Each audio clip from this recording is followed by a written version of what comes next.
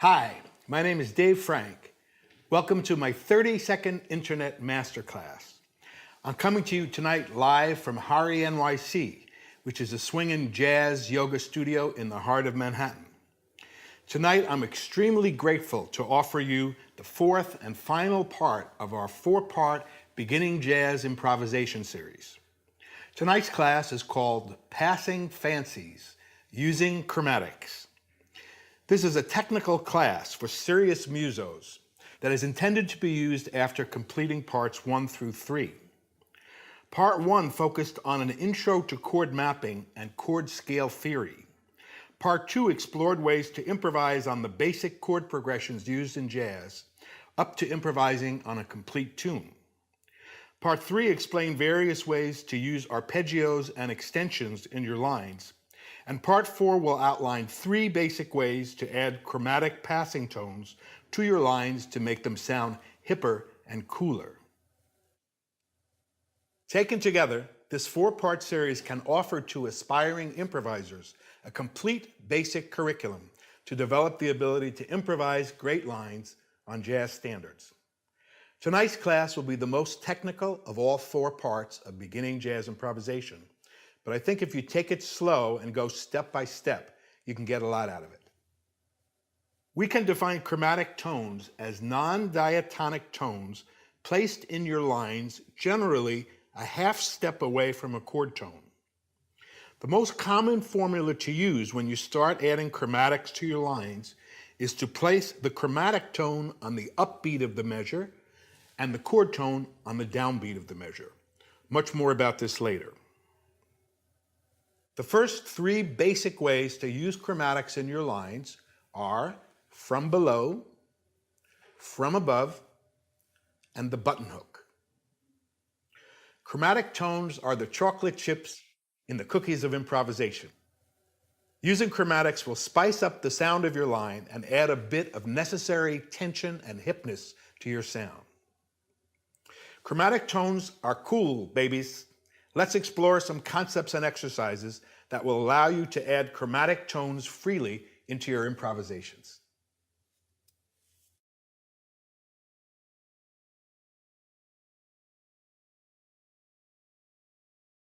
I'm happy to pass on to you the beginning exercise of a thorough study of chromatics given by my late teacher, the great Charlie Banacos. These exercises focus on the chromatic tones that lead either in an ascending or descending way to the basic 1, 3, 5, 7 of the chord that you're playing over. These exercises will show you how and where to place the chromatic tones in your lines and will give your inner ear the sound of using chromatics in your improvised lines. Let's go to the piano and we'll check out this first exercise. The first thing to notice is where the basic chord tones are on any chord. The basic chord tones will generally be some form of the 1, 3, 5, or 7 of the chord, except when we're using a major or a minor 6 or a diminished chord. This is the way Charlie's exercise started. We're going to work just on the C major 7 chord for the moment. We'll put a C major 7 chord third inversion in the left hand, B, C, E, G. In the right hand, we're going to target the root of the chord, the C, a half step below. So we're going to play B, C, and now we're going to just do a basic C major 7 arpeggio. We're going to do it again 1 octave higher, and then we're going to descend just using the basic notes of the chord. It's a 2-octave exercise. Let's try this again. We're targeting the C, or the root of the major 7. We'll play the chord in the left hand. We'll start on a B, a half step below the root. We're going to repeat that movement again after a pause. We're going to pause at the top, and then we're going to descend just using the notes of the chord. That is approaching the root from a half step below. Now, we're going to do the same thing from the third of the chord. So we have a C major 7. The third is an E. So we're going to target that E with an E flat. So in the left hand, we can play a C major 7 chord as a block, C, E, G, B. In the right hand, we're going to approach the third from a half step below, like this. C, E flat, E, G, B. You can hear a slight dissonance. We're going to do the same thing again an octave higher. And then when we descend, we're going to descend just on the basic notes of the chord. Next, we're going to try it on the fifth. So we play the major seventh. We're going to target the fifth, which is a G, a half step below, F sharp. Has a dissonant sound, but this is just to get your ear to hear these increments of sounds and chromatics. So we're going to play a C major 7 arpeggio in the right hand using the approach to the 5. C, E, F sharp, G, B. We're going to repeat that movement up an octave. Sounds like something from the Addams Family. And then we're going to descend. Just the basic notes of the chord. Let's do that again. This is approaching the fifth of a major 7 from a half step below.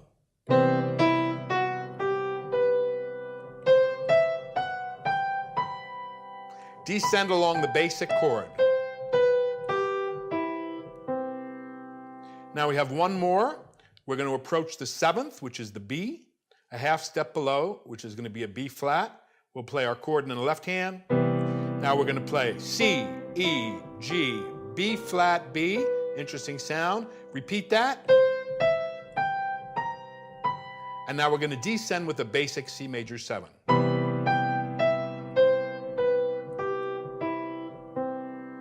What we've just done is we've approached all the chord tones of a C major 7 from a half step below. This is primarily an exercise in hearing the normal placement of the chromatic tones.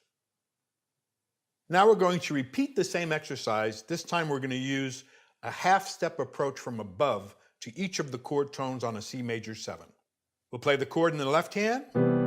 We're going to approach this C from a half step above. Here's the sound. Excellent. We're going to do the same thing an octave higher. And we're going to go down with a basic C major 7 chord. Now we're going to do the same thing to the third. We'll start on C, approach the third from a fourth, which is an F.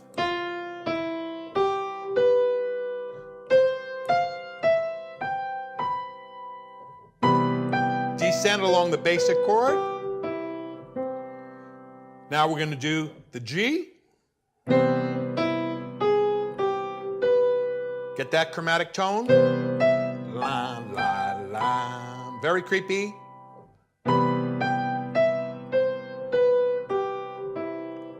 And then we have one more variation where we're going to approach the 7 from a half step above.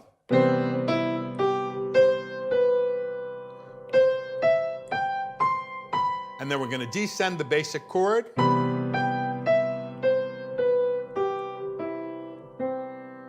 All right, that's approaching half step above to all the chord tones. Okay, we're going to try the same exercise now with the famous button hook chromatic approach. Here we're going to start with a C major 7. We're going to start a whole step above the root. We're going to go a half step below, and then we're going to hit the root. After that, we're just going to play a basic C major 7 arpeggio going up. So here's my chord in the left hand. I'm going to change inversions.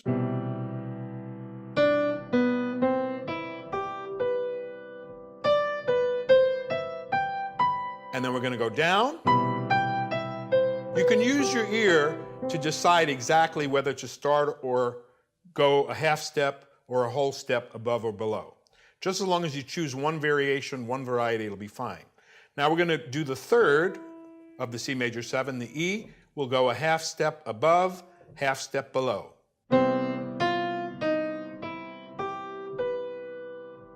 Charlie Parker liked to use button hooks a lot.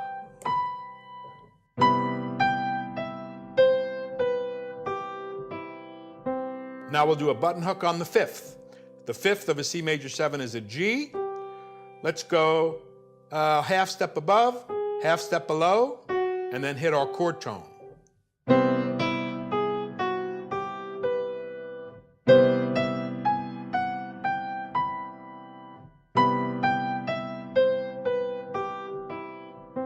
Now we'll do one final one on the 7th. So we'll take the 7th, which is a B on a C major 7, start a half step above, C, go a half step below, B flat, and then B. Very strange sound, but again, these exercises are here to teach your inner ear the incremental sound of these chromatics and how they flow with the chord tones. We'll repeat the same thing, and then we'll go straight down. Beautiful. What we've just done is we've done this chromatic exercise from below, from above, and with the button hook on all the variations in C major 7. A good way to master Charlie's exercise is to play each possibility slowly without a metronome. Then play it and sing along with it. Then play just the left-hand chord and sing the right hand or the melody without playing it. Make sure to play each possibility consecutively in one key at a time, then move that group up chromatically. Do as much as you can manageably do on a given day. After you finish each of the 3 possibilities in every key, you can then do the exercise again using different chord qualities. You can try using the dominant 7th, minor 7, flat 5, diminished, and minor 6 qualities.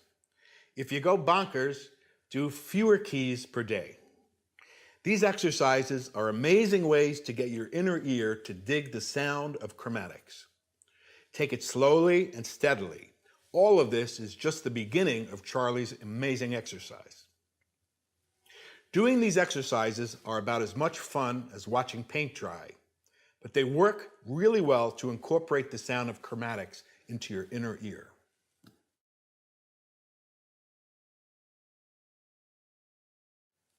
Adding chromatics in your improv line is like speaking a familiar language with an unfamiliar dialect. It's very helpful in the beginning to hear and imitate the familiar language spoken with the new dialect that you're trying to incorporate into it. 2 good ways I can recommend to you to begin to hear the chromatic dialect is to analyze and sing lines from either the Joy of Improv books or the Charlie Parker Omnibook. Let's take a line from Joy of Improv, Volume 1. I'm using this material because it will work well for our purposes and as a subtle way to advertise the book. We'll look at jazz tune number 22, which is a new melody or a contrafact written over the changes of There Will Never Be Another You, called Send In the Clones. First, we'll scan the tune and locate and label the chromatic approaches you can find in the line. Make a note above the chromatic as to which chord tone the chromatic is approaching and whether it is approaching from above or below. Then sing the line, first while playing the chords in your left hand or listening to the chords on the CD accompaniment that goes with the book. Don't try to analyze the chromatic usage beyond hearing the line and knowing which chord it is approaching and from where. This is mostly an exercise to introduce your inner ear to the sound of the different chromatic possibilities. I'll demonstrate this process on Send In the Clones, and I won't give up my day job, which is teaching jazz piano. Here's that famous tune recorded by Shirley Bassey, Oprah Winfrey, and Whoopi Goldberg. Send in the clones.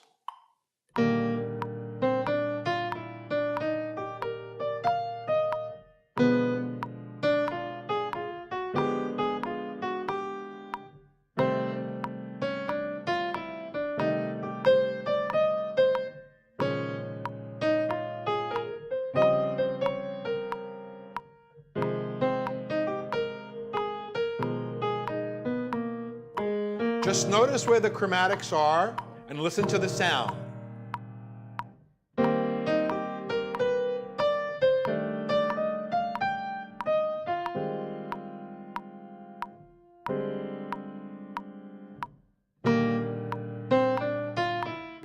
You can hear the button hook there. Here's another one. Another one. Love those button hooks.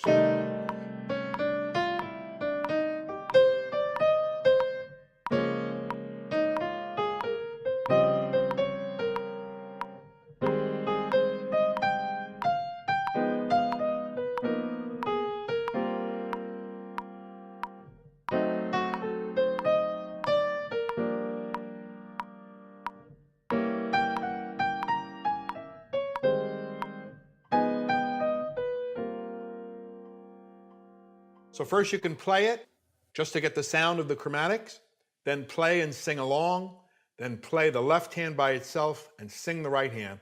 And this kind of exercise is going to get those chromatic tones right in your brain and show you how to use them the right way.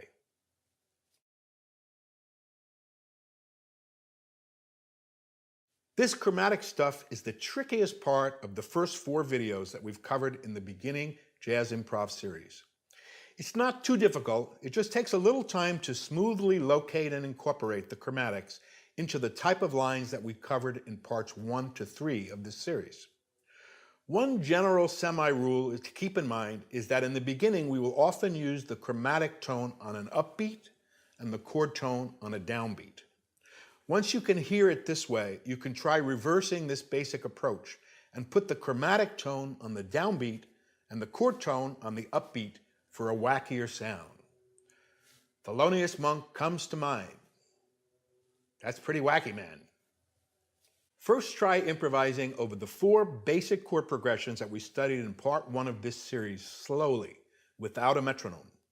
Try adding some chromatics into your simple lines, using both your mind and your ear to find the right places to add the chromatic tones.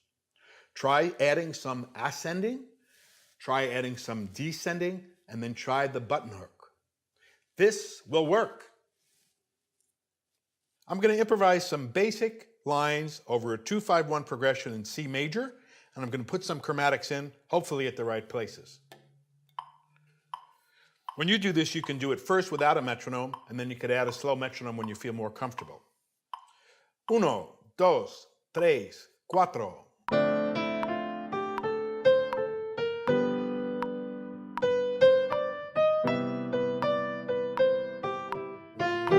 I'll just let that progression roll. Sometimes I'll go from below, sometimes from above. It's really just supposed to sound like a good melody.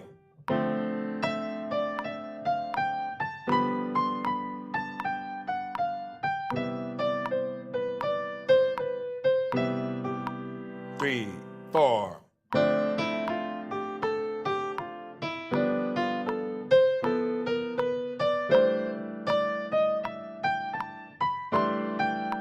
Three, 4.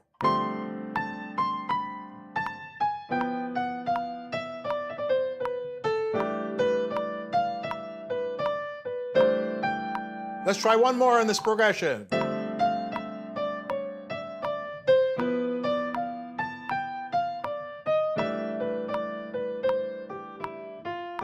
All right, let's try some minor. 2-5-1 minor, D minor 7 flat 5, G7, C minor 6. Chromatics, please appear. 1, 2, 3, 4.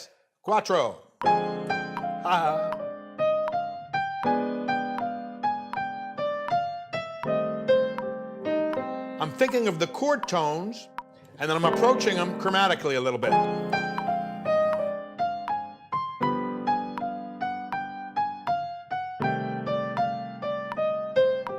Sometimes if you sing along as you're improvising, it will naturally help.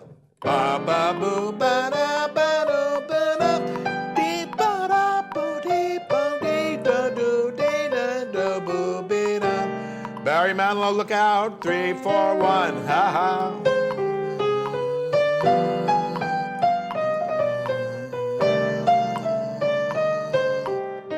Let's try a little more in C minor.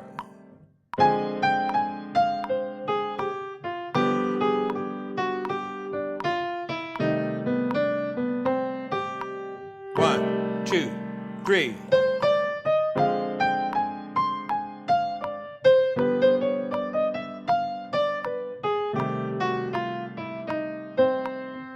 All right.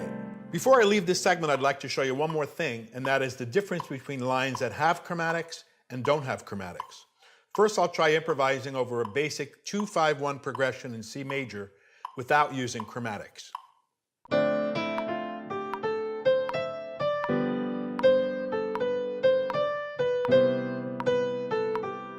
Hi, I'm in Baskin & Robbins. I'll have a vanilla, please.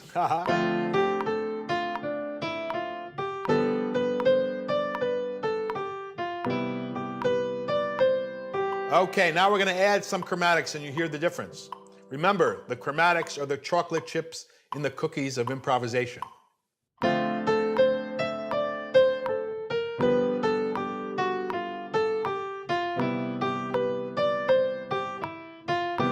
Two, three, four.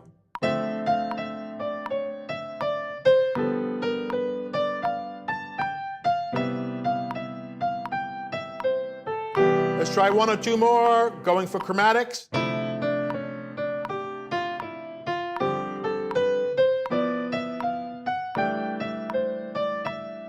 Last one. Let's try a button hook.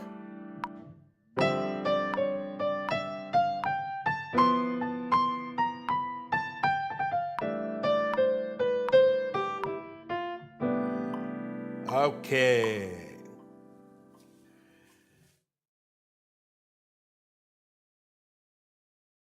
After you've studied all this garbage for a while, you can start incorporating regular chromatic tones into your tune improvisations. There's no rule about how often to use a chromatic in your lines, but you can think of a general guideline of about once every 6 to 8 beats or so. Try doing this slowly without a pulse for a while, sometimes adding a chromatic below the chord tone, sometimes above, and sometimes use a button hook for added splendor.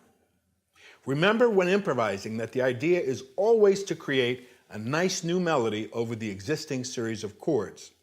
To borrow a concept from part 2 of this series, think about using flow, phrase, breathe. This time we'll be adding the chromatics to our usual mix. Every improvised line flows for a while, stops at a point where your line feels like you just completed a full musical sentence, and then you rest after that sentence. I'll demonstrate improvising over Here's That Rainy Day using an improvised blend of chord scale tones, basic arpeggios and extensions, and chromatics. The sound of adding all of our ingredients together constitutes the first great level of jazz playing. Please take every step separately if you're a beginner, and spend some time learning to use every ingredient, chord scales, arpeggios and extensions, and chromatics. It's a great idea to stay with primarily one tune for a month or two when you're beginning, adding the ingredients one by one. This will all come together for you as a beautiful musical puzzle very naturally if you follow each part of this video and take it at your own pace. On the changes to Here's That Rainy Day in F. 1, 2, buckle my shoe.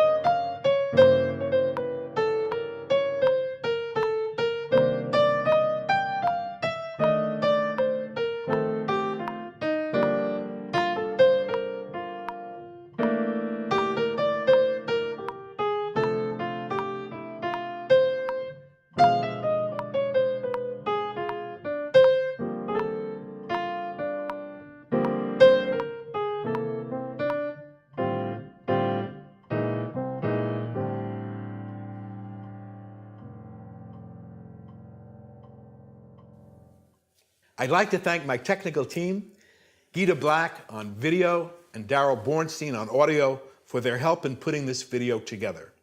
If this kind of thing rings your chimes, I sincerely invite you to visit the Masterclass archive at www.davefrankjazz.com. There are presently 32 in-depth classes for your anytime perusal on all kinds of jazzy subjects. Feel free to write to me anytime if with questions, comments, complaints, or tomatoes at www.davefrankjazz.com. Blessings and keep you-know-what from New York City.